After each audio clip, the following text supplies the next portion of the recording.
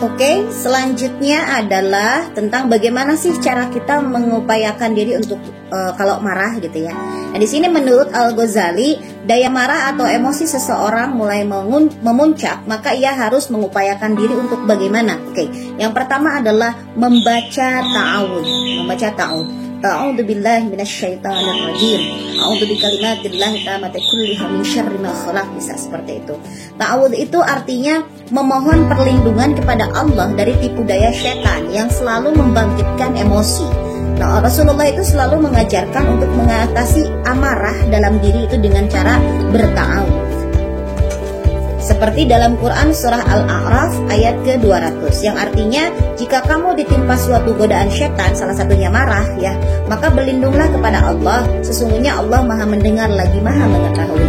Oke, yang kedua, yang pertama tadi membaca ta'awudz ya, yang kedua adalah merubah posisi. Apabila seseorang sudah memuncak emosinya gitu ya, maka ia merubah posisinya. Kalau marahnya lagi sambil duduk, berarti dia harus merubah posisi berdiri. Oke, kalau dia marahnya sambil berdiri, berarti dia harus merubah posisi sambil duduk. Nah, di sini kalau misalkan masih tetap marah, menidurkan gitu ya, tiduran. Nah, di sini seperti halnya dalam ayat Abu Daud yang artinya jika salah seorang di antara dan dia dalam keadaan berdiri, maka hendaklah hal itu cukup baginya jika marahnya reda. Namun jika marahnya tidak reda juga, maka hendaklah dia berbaring seperti itu. Yang ketiga adalah kalau kita marah itu sudah memuncak, yaitu berwudu. Nah, selain itu orang yang mengupayakan untuk berwudu apabila emosi dan daya marah sudah mulai naik karena emosi.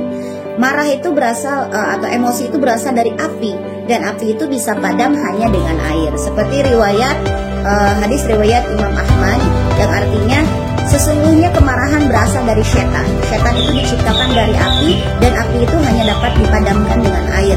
Karena itu jika salah seorang dari kalian marah, maka hendaklah kalian mengambil air wudhu. Selain itu Rasulullah juga memerintahkan untuk menempelkan diri ke tanah seperti itu. Tujuannya adalah agar kita menyadari bahwa hakikatnya manusia ini. Oke, sehingga dengan demikian itu dapat menghilangkan kesombongan dan keangkuhan yang ada dalam diri. Oke, yang keempat itu bagaimana kalau marah kita sudah memuncak, yaitu dengan cara diam. Oke, diam itu emas, barangkali itu ucapan yang sangat tepat. Tapi diam di sini bukan berarti takut atau tidak memiliki daya marah, bukan ya. Tapi diam di sini adalah merupakan obat mujarab untuk meredam emosi. Karena orang yang sedang dalam posisi emosi, perkataan yang keluar itu pasti adalah perkataan kata-kata yang kotor atau tidak baik. Hal ini disebabkan karena memang tidak terkontrolnya lisan, sehingga ada dorongan nafsu dan pengaruh setan. Seperti hanya dalam hadis riwayat Imam Ahmad yang bunyinya seperti ini. Alimu wa yassiru wa la tu'assiru wa idza ghadiba ahadukum falyaskut. Yang artinya, ajarkanlah mereka dan mudahkanlah dan jangan kalian persulit jika salah.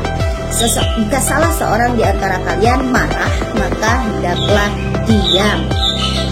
Dan kemudian ada hadis riwayat Abu Daud, Al-Tirmizi, Ibnu Majah, dan Ahmad yang artinya seperti ini. Siapapun yang menahan amarah, padahal sesungguhnya ia mampu melampiaskannya, maka Allah akan memanggilnya kelak di hadapan para makhluk di hari kiamat, dan Allah memerintahkannya untuk memilih bidadari terbaik yang ia inginkan. Kemudian yang kelima itu bagaimana menghindarikan rasa marah, itu adalah dengan memberi maaf. Dalam memberi maaf diperlukan kesadaran dan kebesaran hati. Nah, sebagai seorang muslim itu wajib hukumnya memberi maaf baik dirinya yang bersalah atau orang lain seperti itu.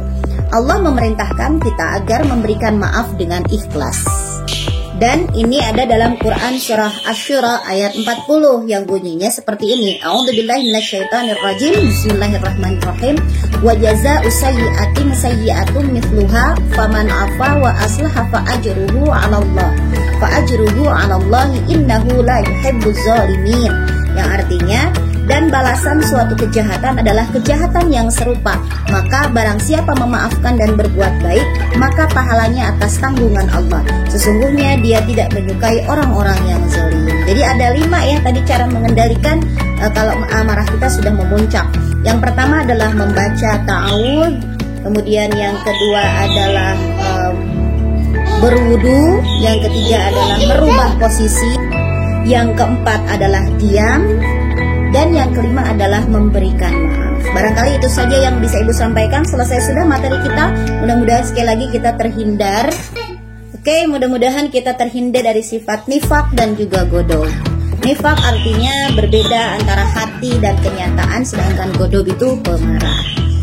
Wallahu a'lam bishawab. Wallahu a'lam. Assalamualaikum warahmatullahi wabarakatuh.